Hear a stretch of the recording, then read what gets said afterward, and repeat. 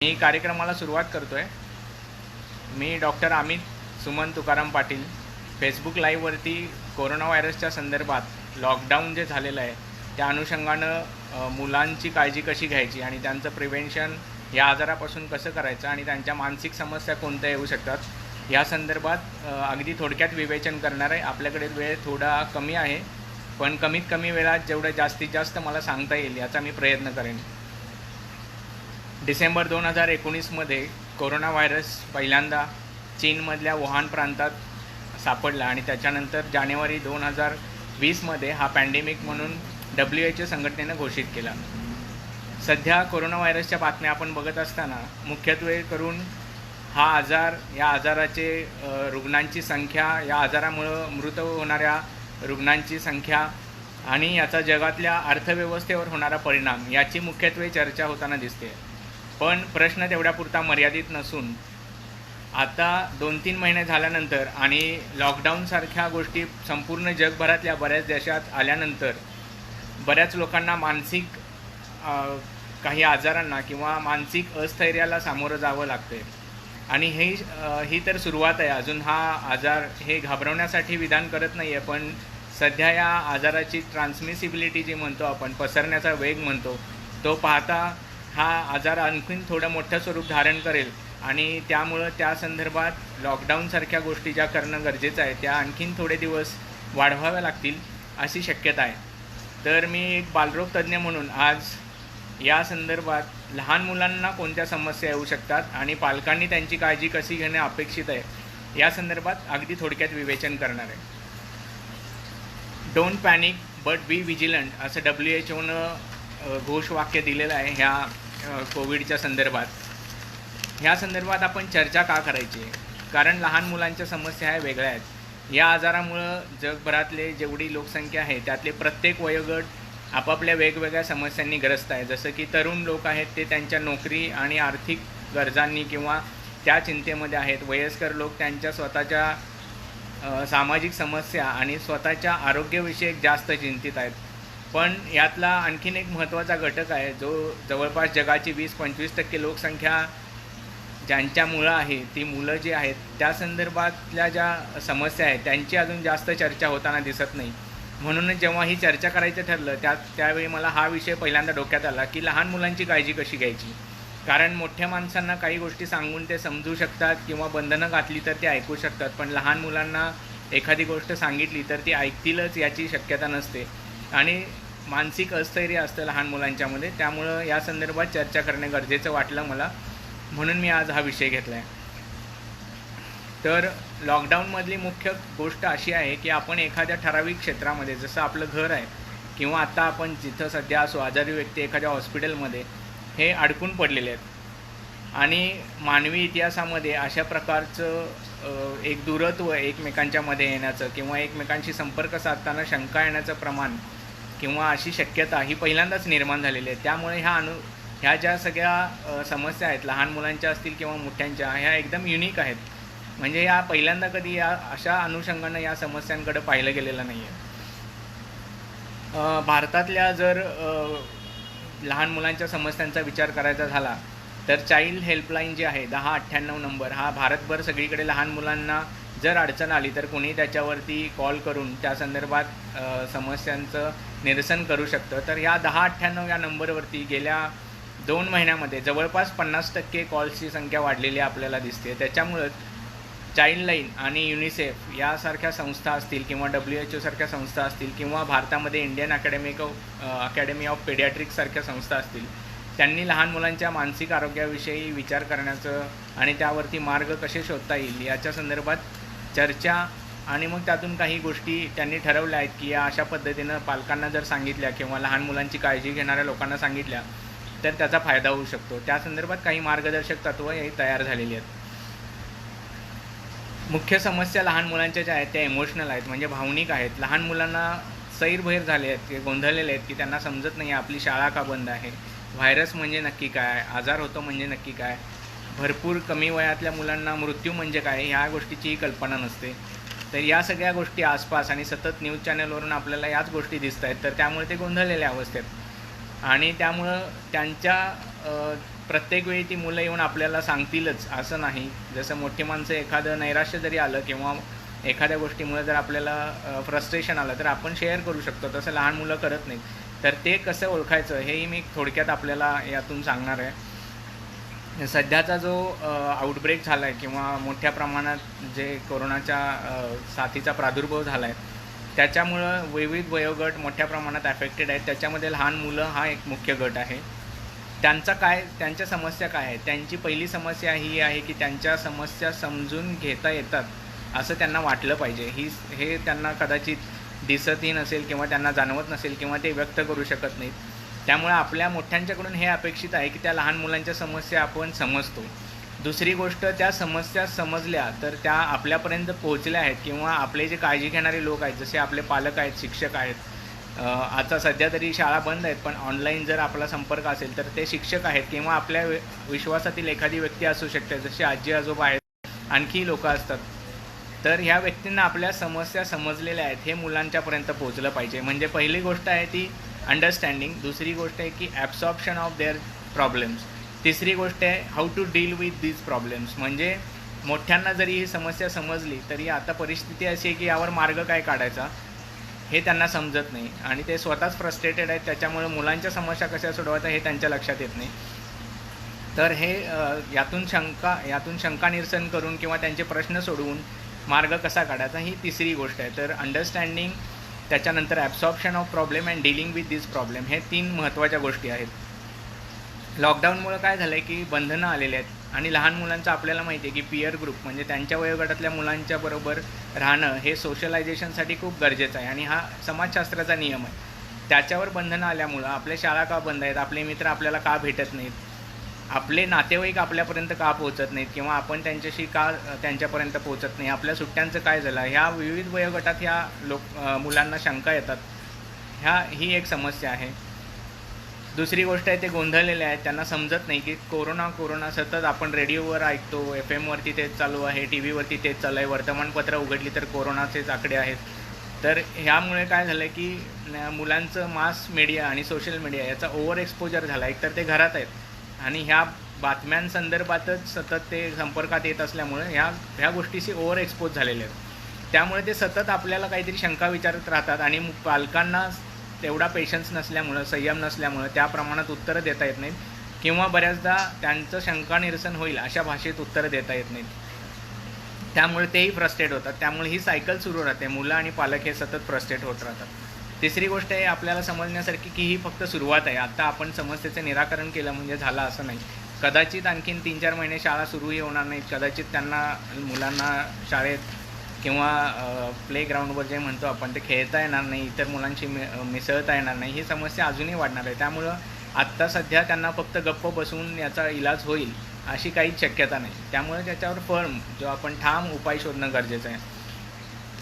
त्याच्यानंतर आणखीन एक जो विशेष गट असतो तो म्हणजे जी मुलं आश्रमशाळेत आहेत, ज्या मुलांचे पालक नाहीत, जी अनाथ मुलं आहेत, जी अपंग मुलं आहेत, जी स्पेशल केअर असणारी मुलं आहेत, जसे मानसिक आजाराची मुलं असतात, ज्यांना पालक रोज भेटत नाहीत आणि त्यामुळं त्रयस्थ व्यक्ती त्यांचं शंका निरसन किती करू शकेल याच्या शाश्वती जास्त नसते. तर ह्या मुलांच्या समस्या आणखीन वेगळ्या आहेत आणि ही मुलं जास्त ॲग्रेसिव्ह होण्याची शक्यता नाकारता येत नाही. तर या विषयासंदर्भातलं जे पहिलं इंट्रोडक्शन म्हणू शकतो किंवा त्याची मांडणी आपण कशी करणार आहे याचं मी थोडक्यात विवेचन केलं आहे. मूळ मुद्द्याला हात घालायचा म्हणलं तर पहिला मुद्दा आहे की अंडरस्टँडिंग इमोशनल नीड्स किंवा मुलांच्या भावनिक गरजा समजून घेणं आणि त्याच्यावरचा मग उपाय हा नंतरचा भाग आहे. मुलं ह्या कोणत्याही अशा वेगळ्या होणाऱ्या गोष्टीसाठी ॲफेक्ट होणारा पहिला गट असतो, कारण मोठ्या लोकांच्यात ती मॅच्युरिटी आलेली असते. त्यामुळे ते अशा चेंजेसना किंवा बदलांना थोडा उशिरा का होईना पण सामोरे जाऊ शकतात. पण लहान मुलांच्यात मात्र ही शक्यता, त्यांचं शंका निरसन होत नाही, त्यांना समाधानकारक उत्तरं जोपर्यंत मिळत नाही तोपर्यंत ते नॉर्मल होतीलच किंवा अशा बदललेल्या गोष्टींना ॲडॅप्ट होतील किंवा त्या गोष्टी ते सहन करू शकतील ह्याची आपण आत्ता शाश्वती देऊ शकत नाही. दुसरी गोष्ट आहे की लहान मुलं ज्या पद्धतीने व्यक्त होतात त्या पद्धतीनं त्या आपण समजून घेतो का. मोठी माणसं 4 लोकात बोलू शकतात. आपण एखाद्या मित्राला सहज फोन करून बोलू शकतो की अरे आज असं असं झालं आहे, तर मग जरा फ्रस्ट्रेट झालं, किंवा आज मला परीक्षेत कमी मार्क पडलेत, किंवा तो माझ्याशी बोलत नाही, तर काय समस्या असेल. पण लहान मुलं कसं व्यक्त करणार? तर लहान मुलांच्यामध्ये शक्यतो ते एकतर खूप शांत राहतील नेहमीपेक्षा, किंवा खूप जास्त ॲग्रेसिव्ह होतील, ही शक्यता असू शकते. हे एक ओळखण्याचं चिन्ह आपण म्हणू शकतो की हे सुजाण पालकांनी याकडे लक्ष ठेवणं गरजेचं आहे. तिसरी गोष्ट, प्रत्यक्ष आजारासंदर्भात त्यांना काही शंका असतील, जशा कोविड म्हणजे काय आहे, कोरोना व्हायरस काय आहे. काही दिवसापूर्वी आपण एका पोलिसाचा व्हिडिओ बघितला असेल की तो पोलीस कामावर जाताना त्याचा जे मुलगा आहे तो बेडवर बसला आहे आणि तो पप्पांना सांगतो की पप्पा बाहेर कोरोना आहे, तुम्ही जाऊ नका. तर क्षणिक हे जरी आपल्याला भावनिक किंवा हसू येणारं वाटलं तरी प्रत्यक्षात तसं नाही. खरंच त्यांची ती व्यक्त होण्याची पद्धत असू शकते, त्यांच्या भावना त्या असू शकतात. त्यामुळे अशा गोष्टींकडे दुर्लक्ष करणं चांगली गोष्ट नाही. ही एक या कोरोना संदर्भात लक्षात ठेवायची गोष्ट आहे. आता यातली पहिली पायरी जी म्हणलं की अंडरस्टँडिंग इमोशनल नीड्स, त्यांच्या भावनिक गरजा समजून घ्यायच्या. तर त्याच्यामध्ये काय व्हायचं आहे, तर ते कशा पद्धतीने रिॲक्ट होतात ते बघा. एक तर ते शांत राहतात किंवा ॲग्रेसिव्ह होतात किंवा आदळआपट करतात. तर त्यांचं, आपण पालक असल्यामुळे आपल्याला त्यांचं रुटीन माहिती असतं. त्यापेक्षा ते वेगळ्या पद्धतीनं किंवा विचित्र पद्धतीनं वागतायत का, कदाचित ते बोलणार नाहीत पण त्यांच्या वागण्यात तो फरक जाणवतो का. आणि मोठ्या लोकांनी ह्या गोष्टी समजून घेणं गरजेचं आहे. आपण एक पालक म्हणून किंवा त्यांचे केअरटेकर म्हणून लहान मुलांचं, आणि ते त्यांच्यापर्यंत पोहोचवणं गरजेचं आहे की तुमच्या समस्या मला माहिती आहेत आणि मी त्याच्यावर काहीतरी प्रयत्न करून मार्ग शोधायचा प्रयत्न करेन. बऱ्याच वेळा ही मुलं जर व्यक्त होत नसतील तर त्याला काही मार्ग आहेत. जसं की तुम्ही त्यांना एखाद्या कामामध्ये गुंतवा त्यांच्या आवडत्या, आणि जे तेव्हा कामात गुंततील त्यावेळी पॉझिटिव्ह पद्धतीनं त्यांच्याशी बोला, म्हणजे सकारात्मक पद्धतीनं बोला. त्याच्यामध्ये जास्त नकारात्मक, म्हणजे हे तू सांगितलं नाहीस तर असं असं होऊ शकतं हे म्हणण्यापेक्षा तू जर असं बोललास तर मी त्याच्यावर तुला मदत करू शकतो, हे ज्या त्या वयोगटात जसं समजेल त्या पद्धतीनं बोललं गेलं पाहिजे. चौथी गोष्ट आहे की आसपास रोज टी व्हीवरती बातम्या आहेत, पेपरमध्ये बातम्या आहेत, मृत्यूचे आकडे येतात. तर शक्यतो ॲडोलसंट एज ग्रुप म्हणजे 10 ते 19 वर्ष वयोगटातल्या मुलांना ह्याचा मानसिक धक्का बसू शकतो. जसं की रोज मरणाच्या बातम्या जर इतक्या प्रमाणात दिसत असतील, आज 5,000 लोक मेले, आज आपल्या शेजारच्या गल्लीमध्ये एखाद्या व्यक्तीला कोरोना झाला आणि त्याच्या संदर्भात अशा गोष्टी झालेल्या आहेत, पोलीस आले होते किंवा डॉक्टरांचं पथक आलं होतं, ह्या गोष्टी भीतीदायक असू शकतात. तर ती भीती त्यांच्या मनातून घालवणं गरजेचं आहे. आणखीन एक गोष्ट, त्यांना व्यवस्थित तुम्ही स्पष्टीकरण दिलं पाहिजे. म्हणजे आपल्या आसपास एखादी जी गोष्ट घडते ती दाबून न टाकता किंवा त्यांच्या शंका त्यांना रागवून गप्प न करता त्या शंकांचं उत्तर व्यवस्थित दिलं पाहिजे. तुम्हाला त्याची उत्तरं माहिती नसतील तर ती एक संधी समजून त्याचं उत्तर शोधायचा प्रयत्न करून मुलांना तसं सांगितलं पाहिजे की हे मीही शोधतो किंवा मीही याच्याबद्दल आणखीन माहिती घेऊन तुला सांगेन, पण खोटं सांगू नये शक्यतो.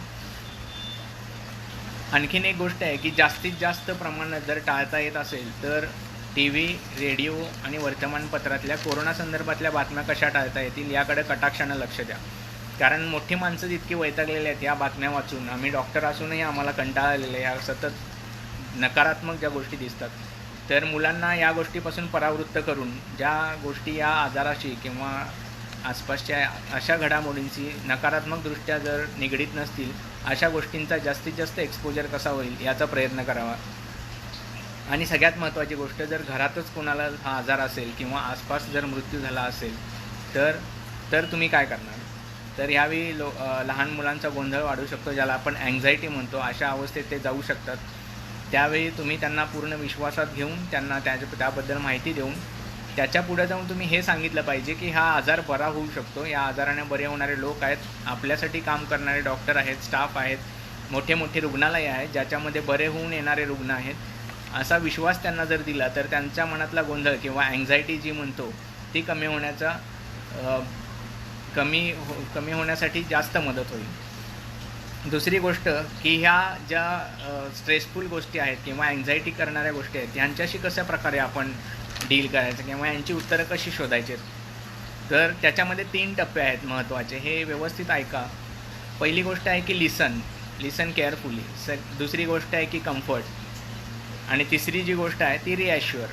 लिसन म्हणजे ऐका, ते जे बोलत आहेत ते त्यांना पूर्णपणे बोलू द्या, त्यांना मध्येच तोडू नका किंवा त्यांच्या शंकामध्येच थांबवून त्यांना दुसरं काहीतरी सांगून किंवा दाबण्याचा प्रयत्न करू नका. त्यांच्या ज्या शंका आहेत त्या त्यांना पूर्णपणे विचारू द्या. याला आपण लिसन किंवा नीट ऐका ही गोष्ट म्हणू शकतो. दुसरी गोष्ट आहे कम्फर्ट म्हणजे त्यांना भीती वाटणार नाही किंवा त्यांना पोषक जे वाटेल अशा वातावरणात तुम्ही अशी वातावरण निर्मिती करा. त्याला आपण कम्फर्ट म्हणतो. म्हणजे तुम्ही त्यांना सकारात्मक गोष्टी याच्या संदर्भात सांगा. त्यांनी केलेल्या एखाद्या चांगल्या निरीक्षणाचं किंवा चांगल्या कामाचं कौतुक करा. आसपास जे डॉक्टर्स काम करत आहेत, जे स्टाफ काम करत आहेत, गल्लीमध्ये जे महापालिकेचे कामगार काम करत आहेत, ते आपल्या अडचणीच्या क्षणीही काम करत आहे, हे त्यांना ॲप्रिशिएट जर करत असतील तर त्याचं कौतुक करा. आणि तिसरी गोष्ट आहे रिॲश्युअर म्हणजे तुम्ही खात्री द्या, सातत्यानं खात्री द्या. कशाची खात्री द्या? की एवढं होऊनही जर हा आजार आपल्या घरापर्यंत आला किंवा तुझ्यापर्यंत आला तर तुझं संरक्षण करण्यासाठी आम्ही पालक म्हणून पूर्ण सक्षम आहोत. तुला या आजारातून कोणताही त्रास होणार नाही याची आम्ही काळजी घेऊ. तर ह्या 3 स्टेप्स खूप महत्त्वाच्या आहेत: लिसन, कम्फर्ट आणि रिॲश्युअर. त्याच्यानंतर पुढची जी पायरी आहे ती आहे की तुम्हाला त्या मुलांना समस्या आहेत हे ओळखण्याचं काही गोष्टी आहेत का, काही निदान म्हणजे सिम्पटम्स जे म्हणतो, अशी जर मुलं दाखवत असतील किंवा चिन्ह जर दिसत असतील तर ती कोणत्या प्रकारची असतात.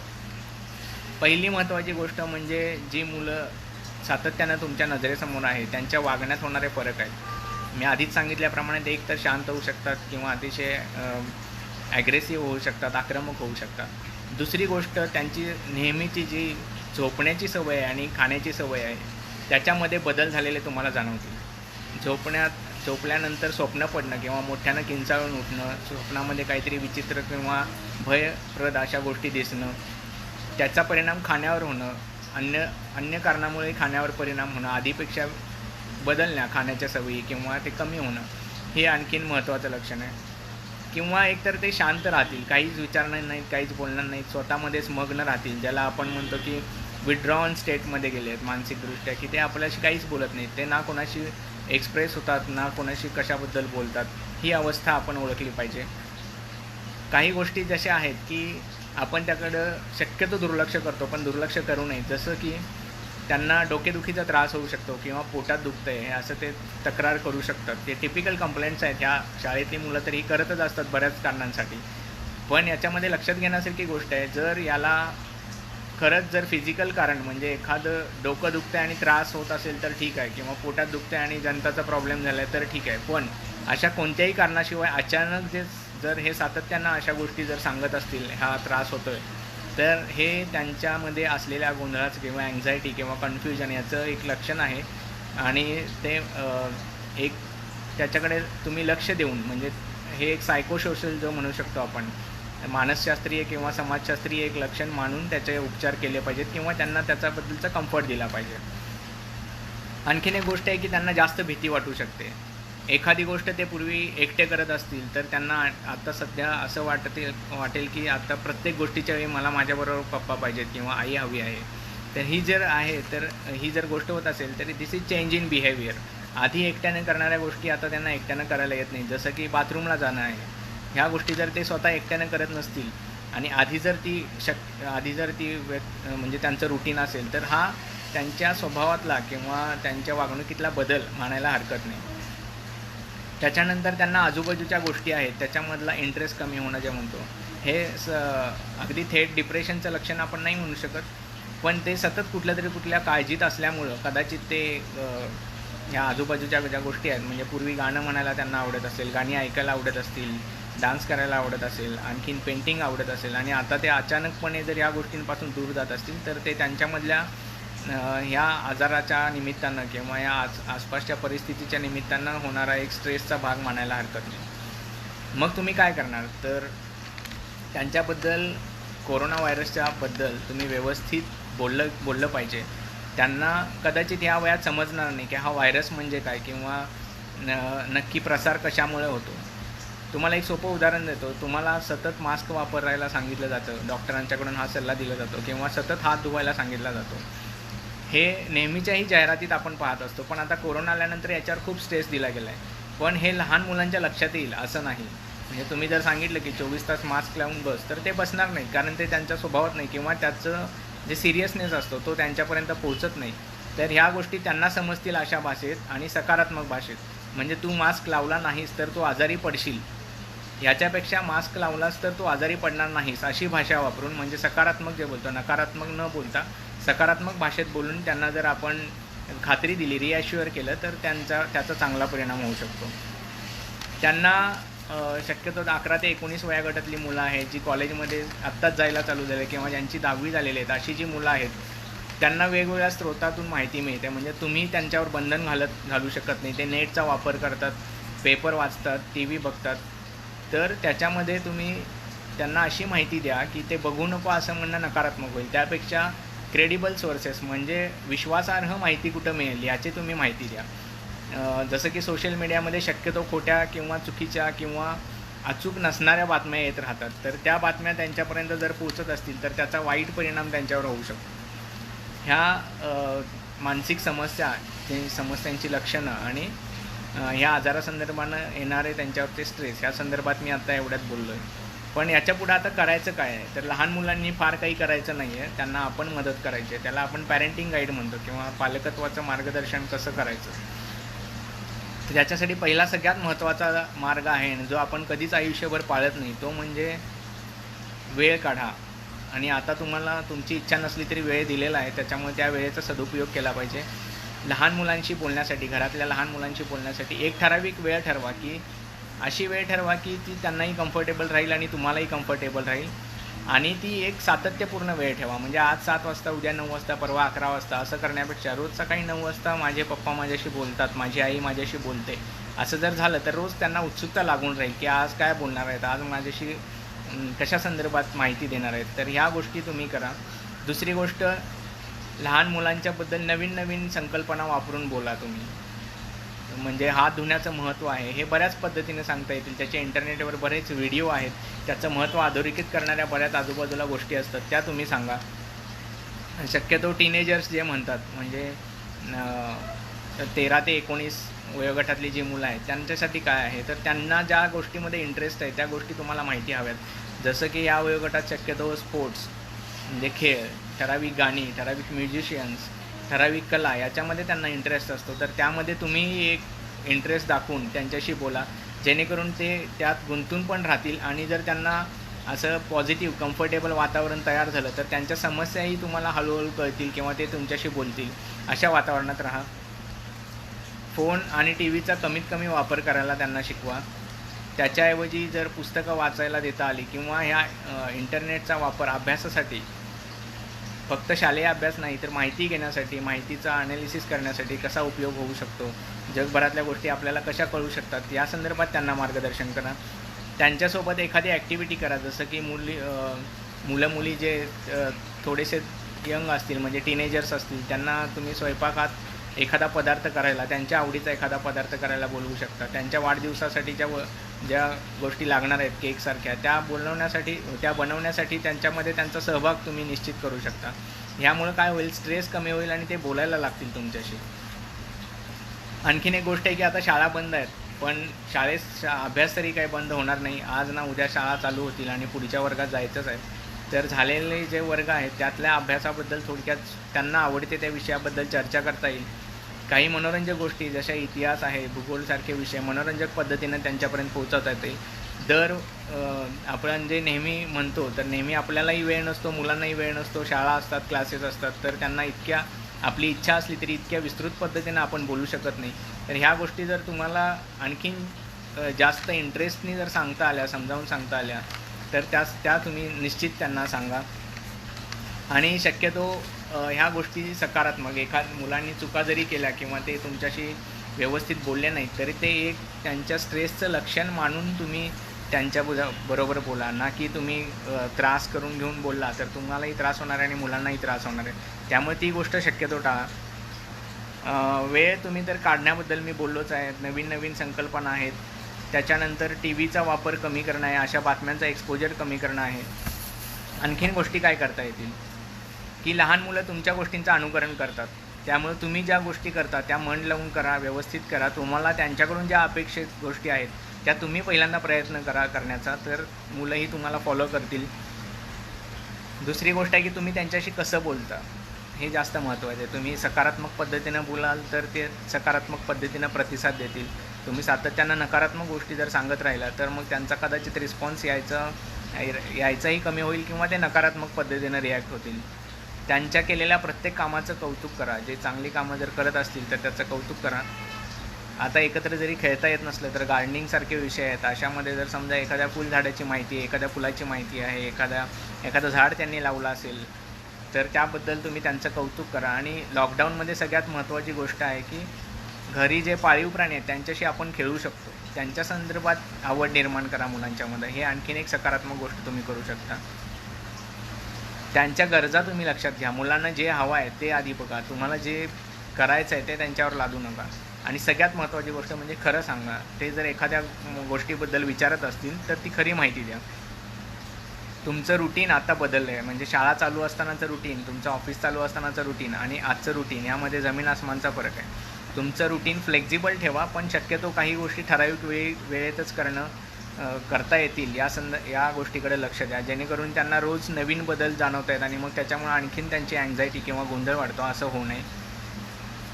लहान मुलांना कोरोना पसरू नये म्हणून जे सेफ डिस्टन्सिंग म्हणतात ते योग्य अंतर राखायला शिकवायला लागेल तुम्हाला. त्यांना समजणार नाही, कारण शक्यतो त्या लहान मुलांच्यामध्ये इतर लहान मुलांच्या बरोबर किंवा पालकांच्या बरोबर खेळण्याची टेंडन्सी असते. तर आपण का खेळत नाही याचं थोडक्यात जर तुम्हाला सकारात्मक पद्धतीनं उत्तर देऊन त्यांना जर ती सवय लावता आली तर ती जास्त चांगली आहे. सगळ्यात महत्त्वाचा मुद्दा आहे की तुम्ही त्यांना हँड वॉशिंग, हात स्वच्छ सातत्यानं धुण्याबद्दल माहिती द्या.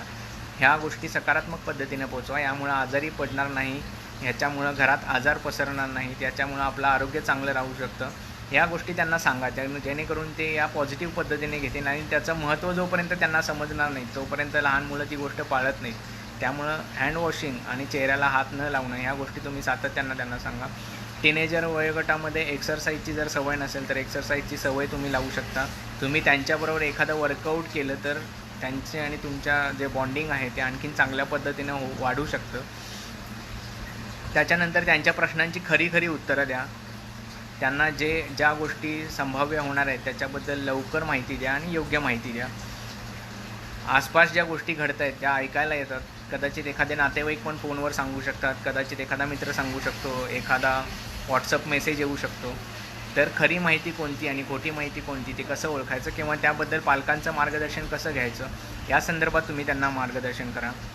त्यांनी विचारलेल्या प्रत्येक प्रश्नाला आपण उत्तर दिलंच पाहिजे किंवा आपल्याला उत्तर आलंच पाहिजे हे अपेक्षित नाही. एखादी गोष्ट नाही आली तर तसं स्पष्टपणे सांगून ती शोधून, म्हणजे तुम्हालाही ती गोष्ट इनोव्हेटिव्ह पद्धतीने शोधता येईल आणि हा एक तुमच्या ज्ञानवृद्धीचा पण एक मार्ग ठरू शकतो. तर त्या पद्धतीने त्यांना उत्तरं द्या. खोटं बोलण्यापेक्षा माहिती उशिरा सांगणं कधीही चांगलं. मुलांना काय शंका जास्त येऊ शकतात या संदर्भात आम्ही जेव्हा वॉर्डमध्ये अभ्यास केला किंवा प्रश्न बघितले तर मुलांच्या शंका खूप साध्या आहेत. म्हणजे त्या आपल्याला साध्या वाटतात पण त्यांच्या मनात सातत्याने येणाऱ्या 7-8 शंका आहेत. पहिली गोष्ट, माझी शाळा का बंद आहे, ही मुख्य शंका आहे. दुसरी गोष्ट, व्हायरस म्हणजे काय, त्याच्यामुळे आजार कसे पसरतात, व्हायरस दिसतो कसा, हे खूप मुलांनी विचारलं की व्हायरस दिसतो कसा, आणि याचं उत्तर सांगणं खूप अवघड जातं. पण या संदर्भात काहीतरी उत्तर आपण शोधलं पाहिजे. चौथी गोष्ट आहे की व्हायरस लपतो कुठे. तर हे जर हँड वॉशिंगचं महत्त्व आपल्याला सांगायचं असेल तर ह्या त्यांच्या शंकेचाच वापर करून तुम्हाला उत्तर देता येईल. त्याच्यानंतर मला घरी थांबवायला का सांगितलं आहे, मी का जाऊ शकत नाही खेळायला किंवा माझ्या मित्रांना का भेटू शकत नाही, या संदर्भात त्यांच्या मनात शंका आहेत. आणखीन एक शंका त्यांच्या मनात सातत्याने येणार आहे की मग मी काय करावं, म्हणजे मला जर हे सगळं आसपास दिसतंय तर शक्यतो टीनेजर एज ग्रुपमध्ये हे तुम्हाला प्रश्न विचारू शकतात की मग मी काय करायला पाहिजे. त्याच्यानंतर हात का मी सातत्यानं धुवायचे, हे बरेच लहान मुलं म्हणजे 3री-4थीतली मुलं सारखे विचारतात वॉर्डमध्ये की सर का धुवायचे हात, म्हणजे काय होतं आहे, आम्ही नेहमी नाही धुवत, मग कुठं आम्ही आजारी पडतो, अशा शंका आहेत. त्याच्यानंतर मी मित्रांच्या बरोबर का खेळू शकत नाही. आणि थोडी जी समज येण्याच्या टप्प्यातली मुलं आहेत त्यांची एक कॉमन शंका आहे की माणूस मरतो म्हणजे काय होतं. आम्ही सगळीकडे बघतो माणूस मेला, रडतात, आसपासचे पालक रडतात, तर माणूस मरतो म्हणजे काय होतं, ह्या त्यांच्या कॉमन शंका आहेत. कोविड-19च्या संदर्भात जे गैरसमज आहेत, जसं की हा फक्त लहान मुलांना किंवा वयोवृद्ध लोकांनाच होतो किंवा त्यांच्यामध्येच मृत्यूचं प्रमाण जास्त आहे किंवा हा पाळीव प्राण्यांच्यामुळं किंवा बाहेर खेळल्यामुळं होतो. जर त्यांचं सोशल डिस्टन्सिंग पाळून खेळत असतील तर हा आजार होण्याचा संभव नाही. तर हा एक गैरसमज आहे. किंवा माउथ वॉशमुळं, परवा एक बातमी बघितली, खूप वाईट वाटलं की एका मुलाला त्या ग्रुपमध्ये स्टरिलियम पाजलं त्यांनी की आणि जंतू मरतात म्हणून, आणि तो मुलगा बळी पडला. असंच उदाहरण मी आदिवासी भागात दारू संदर्भात बघितलं होतं. 9 वर्षाच्या एका मुलाला दारू पाजली होती मुलांनी. तर आत्ता स्टरिलियमची बातमी बघितली. तर हा एक गैरसमज आहे. जर ते सातत्यानं डोक्यात त्यांच्या कोणी भरवलं असेल तर त्यांचा विश्वास बसतो. तर हा एक गैरसमज त्यांच्या डोक्यातून काढून टाकणं गरजेचं आहे. गरम पाण्यानं आंघोळ केली किंवा स्टीम बाथसारख्या गोष्टी केल्या तर कोरोना विषाणू मरतो, तर हे खूपच चुकीची गोष्ट आहे. हे तुम्ही त्यांच्यावर बिंबवलं पाहिजे. काही खाण्याच्या पदार्थातून कोरोना होतो असं जर तुम्ही बघितलं असतील तर हे व्हॉट्सअपवर सातत्यानं कोरोना संदर्भातच नाही तर इतर आजारांच्या बाबतीतही हा किडा सापडला, या फळात हे सापडलं, अशा बातम्या येत असतात किंवा चुकीचे मेसेज येत असतात. तर हा एक गैरसमज त्यांच्यामधून काढून टाका. भारतीय लोकांना यापासून धोका नाही असा एक गैरसमज 18-19 वर्षाच्या सध्याच कॉलेजमध्ये जायला लागलेल्या मुलांच्यामध्ये आहे. एवढं जास्त प्रमाण नाही. अमेरिकेत इतकं मोठं आहे, इटलीमध्ये इतकं मोठं आहे, तर आपल्याला फार काही गरज नाही. अशी मुलं 14-15 वयोगटातली मुलं गाड्या घेऊन फिरताना पण लॉकडाऊनमध्ये आपल्याला दिसतात. तर ते त्यांच्या डोक्यातून काढणं गरजेचं आहे. प्रत्येकजण आपण धोक्यात आहे हे त्यांच्यावर बिंबवणं गरजेचं आहे. आणि हे आणखीन गैरसमज आहे जे मोठ्या लोकांच्यामध्ये असतात, ते जर त्यांना पडत असतील शंका तर त्याची उत्तर देणं गरजेचं आहे. आणखीन एक समस्या वाढलेली आहे या कोरोनाच्या लॉकडाऊनच्या कालावधीमध्ये की व्हायलन्स जो असतो म्हणजे हिंसेचं प्रमाण आहे. कौटुंबिक हिंसा असेल, जेंडर बेस्ड व्हायलन्स असेल, म्हणजे मुलींच्यावर जर होणारे अत्याचार असतील, ह्या प्रमाणात वाढ झालेली आहे. आणि पोलीस स्टेशन किंवा मदत मिळण्याच्या केंद्रांच्या ॲक्सेस हे कमी झाल्यामुळं कदाचित ह्या गोष्टी आपल्यापासून लपवून ठेवलेल्या असू शकतात. तर गुड टच, बॅड टच ह्या ज्या नेहमीच्याच वापरात, नेहमीच्याच सांगण्यातल्या गोष्टी आहेत त्या आणखीन एकदा व्यवस्थित पद्धतीने मुलांच्यावर बिंबवा. व्हायलन्सचं प्रमाण तुम्हाला जर गुन्हेगारीच्या आकड्यात दिसत नसलं तरी याचं प्रमाण समाजामध्ये आहे आणि लॉकडाऊनच्या कालावधीमध्ये हे कदाचित प्रमाण वाढू शकतं, पण ते बाहेर येण्याचं प्रमाण कमी होऊ शकतं. त्यामुळे या संदर्भात काळजी घ्या. मुलांना सुरक्षित ठेवा, त्यांच्याशी शांतपणे आणि ठामपणे बोला एखाद्या गोष्टीबद्दल, त्यांना व्यवस्थित त्यांच्या शंकांचं निरसन करा. तरुण जी मुलं असतील तर त्यांच्या टँट्रम्स म्हणतात, म्हणजे त्या अचानकच ते रडायला चालू करतात, अचानकच आरडाओरडा करायला चालू करतात. तर अशावेळी तुम्ही शांत राहणं जास्त गरजेचं आहे, तर ती मुलं शांत करता येतील. एखादी गोष्ट जर मुलं करत असतील तर त्यामागे काय सिच्युएशन आहे, परिस्थिती काय आहे, त्यानुसार तुम्ही रिॲक्ट व्हा. अकारण त्यांना रागवून किंवा एखादा वाद घालून त्याचा फार फायदा कोणालाच होत नाही. तर मागची सिच्युएशन काय आहे याचा तुम्ही अभ्यास करा, थोडक्यात का होईना हे बघितलं पाहिजे.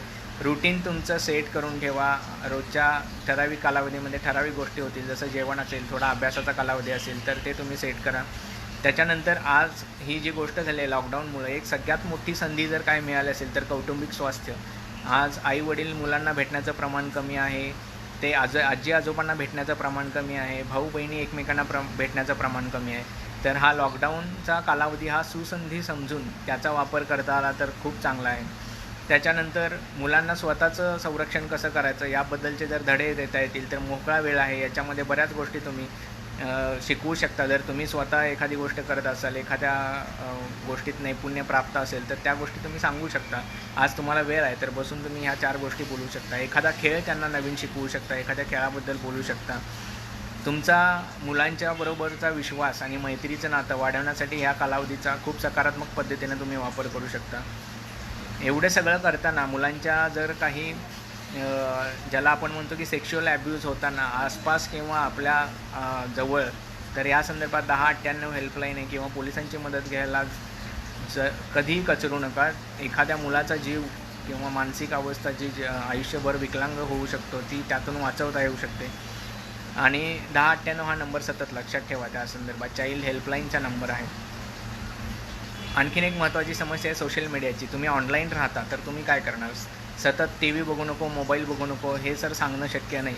तर ऑनलाईन राहण्याचा तुम्ही एक चांगला गोल्डन रूल म्हणतात, आम्ही त्याला 5 गोल्डन रूल असं नाव दिलं आहे.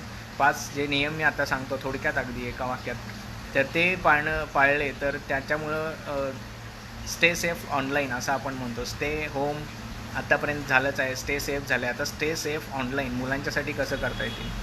एखाद्या व्यक्तीशी बोलणं जर आपल्याला कम्फर्टेबल वाटत नसेल, एखादी व्यक्ती जर सातत्यानं नकारात्मक बोलत असेल तर त्या व्यक्तीला आपण सहजपणे ब्लॉक करू शकतो. हे मुलांवर बिंबवा की काहीतरी नाती टिकवण्यासाठी एखाद्याच्या चुकीच्या गोष्टी सातत्यानं स्वीकारल्या पाहिजेत असं मुळीच नाही, तर त्यांना आपण आरामात ब्लॉक करू शकतो. हे त्यांच्यावर बिंबवा.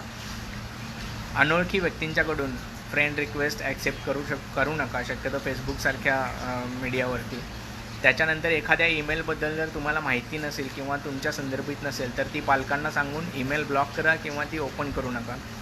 तुमचे पासवर्ड ही तुमची वैयक्तिक किंवा खाजगी गोष्ट आहे हे मुलांच्यावर बिंबवा, शक्यतो टीनेजर एज ग्रुपमध्ये. आणि प्रत्येक वेळी तुम्ही वापर केल्यानंतर लॉगआउट केला पाहिजे, लॉगआउट झालं पाहिजे हे त्यांना सांगा. हे 5 गोल्डन रूल आहेत जर सोशल मीडियाचा वापर करत असू तर. त्याच्यानंतर आणखीनही बऱ्याच गोष्टी सांगण्यासारख्या आहेत, जसं की 6 ते 10 वयोगट आहे आणि 11 ते 19 वर्षाचा वयोगट आहे. 6 ते 10 वयोगटातल्या मुलांच्या समस्या किंवा त्यांच्या शंका वेगळ्या असतात. तर त्यांना शक्यतो या समस्यांची तुम्ही तोंडी उत्तरं दिली किंवा वरवरची उत्तरं दिली तर ते त्यांना समजणार नाही. पण ती चित्रमय स्वरूपात जर त्यांना एखादी गोष्ट, जसं की एखाद्या हॉस्पिटलचं चित्र काढायला सांगितलं, एखाद्या डॉक्टरचं चित्र काढायला सांगितलं, आसपास काम करणाऱ्या एखाद्या कचरा गाडी जशी येते त्याचं निरीक्षण करून त्याच्याबद्दल वर्णन करायला सांगितलं, तर ह्या गोष्टींचा 6 ते 10 वयोगटातल्या मुलांच्यावर चांगला परिणाम होतो. त्यांना वॉरियर्स म्हणजे एक स्टिकर्स बनवायला सांगू शकता आपल्या, जसं की हँड वॉश वॉरियर आहे, हात धुण्याचं एखादं स्टिकर आहे किंवा आसपास काम करणाऱ्या चांगल्या व्यक्तींबद्दलचं स्टिकर आहे. त्याच्यानंतर सोशल डिस्टन्सिंगबद्दलचं एखादं जर त्यांना चित्र काढता येत असेल तर अशा पद्धतीनं जास्त चांगल्या प्रमाणात ह्या गोष्टी बिंबवता येतील. कोरोना संदर्भात काम करत असलेल्या व्यक्तींच्याबद्दल कृतज्ञता निर्माण करणाऱ्या जर गोष्टी करता येतील, जसं की मगाशी सांगितल्याप्रमाणे भाजी विक्रेते आहेत, शेतकरी आहेत, डॉक्टर्स आहेत, स्टाफ आहेत, अगदी सरकारी कर्मचारी वगैरे 6 ते 10 वयोगटात समजणार नाही, पण ह्या आसपासच्या सोप्या ज्या गोष्टी आहेत त्यांची चित्र काढून त्यांचं वर्णन करून त्याच्याबद्दल कल्पना करून जर त्यांच्यापर्यंत माहिती पोहोचत आली तर ते त्यांच्या मनावर जास्त बिंबवण्यासारखं आहे. 10 ते 19 वयोगटातल्या मुलांना हे सगळं आपण समजावून सांगू शकतो, ॲडोलसंट एज ग्रुप जो म्हणतो. तर त्यांना चित्रच काढली पाहिजेत असं काही भाग नाही. त्यांना त्या संदर्भातलं योग्य वाचन करायच्या साईट्स सांगा किंवा WHO सारख्या साईट्स आहेत जर त्यांना वाचता येत असेल, व्यवस्थित इंग्लिश वाचता येत असेल तर, किंवा आपल्या हेल्थ डिपार्टमेंटच्या मराठीमध्ये वेबसाईट आहे ते त्यांना सांगा. हे 10 ते 19 वयोगटात करता येईल. आता सगळ्यात शेवटचा मुद्दा आहे की मी एवढा वेळ सांगतो आहे की मुलांशी बोला, पॉझिटिव्ह बोला, तर नक्की काय बोला? तर त्याचे डू आणि डोंट्स आहेत. डूज आणि डोंट्स काय असतात तर त्याच्यामध्ये आजार कोरोनाचा होतो, कसा होतो या संदर्भात बोला. हा कोणत्या ठराविक एखाद्या धर्मातल्या लोकांना किंवा एखाद्या ठराविक ठिकाणी राहणाऱ्या लोकांना किंवा एखाद्या ठराविक व्यवसायातल्या लोकांना होतो, अशा पद्धतीने त्यांच्यावर ह्या गोष्टी बिंबवू नका. दुसरी गोष्ट, त्यांना सतत खात्री द्या. एखाद्या आसपास घडलेल्या चांगल्या गोष्टीतून एखादा पेशंट बरा होऊन आला आहे किंवा बातम्यांच्यामध्ये सांगितलं आज 50 पेशंट बरे झाले, तर त्या गोष्टी त्यांना सांगा. ना की तुम्ही त्यांना निगेटिव्ह गोष्टी की हा आजार झाला तर हा माणूस मेला किंवा एवढी माणसं रोज मरत आहेत तुला कळत नाही का, अशा पद्धतीने सांगण्याऐवजी पॉझिटिव्ह रिएन्फोर्समेंट म्हणतो त्या गोष्टी करा. तिसरी गोष्ट आहे की प्रामाणिक तुम्ही बोला त्यांच्याशी आणि प्रत्येक गोष्ट चाइल्ड फ्रेंडली किंवा मुलांना जी योग्य कम्फर्टेबल वाटेल अशा भाषेत सांगा. त्यांच्या शंका कमीत कमी करून किंवा त्यांचे प्रश्न दाबून ह्या समस्या सोडवण्याचा हा मार्ग नाही. चौथी गोष्ट म्हणजे पॉझिटिव्हली बोला. मी सातत्यानं हे सांगतो की सकारात्मक बोला. कदाचित मोठ्या वयोगटात हा प्रश्न आपल्याला ही गोष्ट वाटत नसेल महत्त्वाची, पण लहान मुलं ही एकदम इनोसंट असतात आणि त्यांच्यावर पॉझिटिव्ह गोष्टींचा जसा परिणाम होतो तसा निगेटिव्ह गोष्टींचाही परिणाम होतो. तर सकारात्मक विचारसरणी ठेवणं जास्त गरजेचं आहे. त्याच्यानंतर पॉझिटिव्ह आणखीन कुठली गोष्ट सांगता येईल की आजार थांबवण्यासाठी ज्या पॉझिटिव्ह गोष्टी करता येतील, जसं हँड वॉशिंग आहे, हाताचा आणि चेहऱ्याचा संपर्क येण्याचं प्रमाण कमी आहे, सोशल डिस्टन्सिंग आहे जे आपण पाळलं पाहिजे, ह्या गोष्टी त्यांच्यावर बिंबवा. त्यांना याची भीती घालू नका की तू जवळ गेलास तर हा आजार होईल किंवा तू प्राण्यांशी खेळलास तर तुला हा आजार होऊ शकतो, मग तू हॉस्पिटलमध्ये तुला ॲडमिट करायला लागेल, अशा निगेटिव्ह गोष्टीमध्ये सांगू नका. एखाद्या मुलाच्या शंकेचं जर तुम्हाला उत्तर येत नसेल तर तुम्हालाही ते उत्तर शोधण्याचं किंवा एक्सप्लोर होण्याची संधी समजून त्यांना तसं सांगा. त्यांना खोटी माहिती किंवा भीतीदायक ठरेल अशी माहिती न सांगता किंवा कोरोना सतत हे भयानकच आहे, यामध्ये वाईटच होतं, अशा गोष्टी न सांगता तुम्हाला योग्य माहिती घेऊन योग्य व्यक्तीकडून इंटरनेट साईटवरून जिथून तुम्हाला अवेलेबल असेल तिथून घेऊन मी सांगतो असं त्यांना सातत्यानं सांगा. लोकांना हा आजार का होतो आणि कसा होतो या संदर्भात बोला. तो कोणत्या चुकीच्या गोष्टींच्यामुळं किंवा व्हायरस पसरतो कसा याची भीती घालू नका त्यांना. हा पसरण्याचे मार्ग त्यांना सांगा सोप्या भाषेत, पण तो पसरून काय होऊ शकतं याच्याबद्दल ॲपोकॅलिप्स जे म्हणतात अशी भीती घालू नका. खूप अचूक बोलताना कोरोनाबद्दलचे हे शास्त्रीय गोष्ट असल्यामुळे याबद्दल अचूक बोला. ज्या गोष्टींबद्दल आपल्याला पूर्ण माहिती नाही, की ज्या गोष्टी अफवा वाटू शकतात किंवा ज्या गोष्टींच्याबद्दल पूर्ण ज्ञान आपल्याला नाही, अशा गोष्टी मुलांना कृपया सांगू नका. त्याच्यानंतर जर तुम्ही सोशल डिस्टन्सिंग किंवा सेफ डिस्टन्सिंगसारख्या गोष्टी पाहिल्या तर हा आजार आपल्यापर्यंत येण्याचं प्रमाण कमी आहे किंवा आपल्याला होणार नाही, अशी पॉझिटिव्ह रिइन्फोर्समेंट त्यांच्यामध्ये करा. आणि यामध्ये एक गोष्ट सातत्यानं लक्षात ठेवा की तुम्ही त्यांचे रोल मॉडेल आहेत. प्रत्येक वडील हे त्या मुलाचे हिरो असतात. त्यामुळे तुम्ही ज्या गोष्टी करणार आहे, तुम्ही जसे वागणार आहे तशीच ती मुलं वागणार आहेत, याकडे लक्ष ठेवा. ह्या लहान मुलांच्या समस्यांच्याबद्दल एवढं सांगितल्यानंतर मी आणखीन हा कार्यक्रमाच्या शेवटाकडे येतो आहे. ह्याच्यामध्ये त्यांनी सांगितलं आहे WHO ने पहिल्यांदाच की हे पॅन्डेमिक आहे, याच्यात मोठ्या प्रमाणात मृत्यू होणार आहेत, हे सगळ्यांना माहिती आहे किंवा आजारी पडण्याचं प्रमाण जास्त आहे. पण याच्यावर घाबरून जायची गरज नाही. त्यांचं WHOचं घोषवाक्य आहे की don't panic but be vigilant. म्हणजे तुम्ही त्याच्याबद्दल लक्ष द्या, पण तुम्ही घाबरून जाऊ नका. तर ही गोष्ट तुम्ही मुलांच्याही मनावर बिंबवा. कमीत कमी वेळेत सांगण्याचा मी प्रयत्न केला आहे. काही मुद्दे कदाचित माझे सांगायचे राहिले असतील तर तुम्ही मला व्हॉट्सअप करू शकता माझ्या नंबरवरती 8329381615 या नंबरवरती. माझ्यापेक्षा आणखीन तज्ज्ञ असणारे डॉक्टर्स आहेत, त्यांचे सल्ले घेऊ शकता. मी काही सर्वज्ञानी नाही, पण हा विषय मला आज हाताळायला खूप महत्त्वाचा वाटला म्हणून मी या संदर्भात बोललो. मुलांची व्यवस्थित काळजी घ्या, कारण आज ज्या गोष्टी घडत आहेत ह्या आपल्यासाठी सुद्धा युनिक आहेत. म्हणजे एखाद्या जगाच्या इतिहासामध्ये अशी गोष्ट होणं ही खूप कमी प्रमाणात अशा गोष्टी झालेल्या आहेत आणि आत्ताच्या ज्ञात आधुनिक इतिहासामध्ये तर ही गोष्ट अशी पहिल्यांदाच अनुभवतो आहे आपण. त्यामुळे आपणच सगळे गोंधळलेले आहे. त्याच्यामध्ये मुलं आणखीन गोंधळली तर समस्या जास्त वाढू शकतात, कौटुंबिक समस्या वाढू शकतात. आणि मुलांना रिॲश्युअर करणं, एकदा त्यांच्यामध्ये चुकीच्या संकल्पना, चुकीच्या गोष्टी जर डोक्यात बसल्या तर त्यांना परत खात्री देणं खूप अवघड होतं, कारण त्यांच्या मनावर त्या गोष्टी कायमच्या बिंबल्या जातात. त्यामुळं सकारात्मक पद्धतीनं विचार करून गरज पडेल तेव्हा तज्ज्ञांचा सल्ला घेऊन मुलांच्या प्रत्येक शंकेकडं व्यवस्थित लक्ष देऊन या समस्या सोडवण्याचा प्रयत्न करा किंवा या समस्या निर्माणच होणार नाहीत या संदर्भात प्रयत्न करा. आणि हो, मुलांचा अभ्यास जरूर घ्या, कारण शाळा जरी बंद असतील तरी हा कालक्रम काही थांबणार नाही. सोप्या पद्धतीनं मुलांना कम्फर्टेबल वाटेल अशा पद्धतीने त्यांचा अभ्यास घ्या.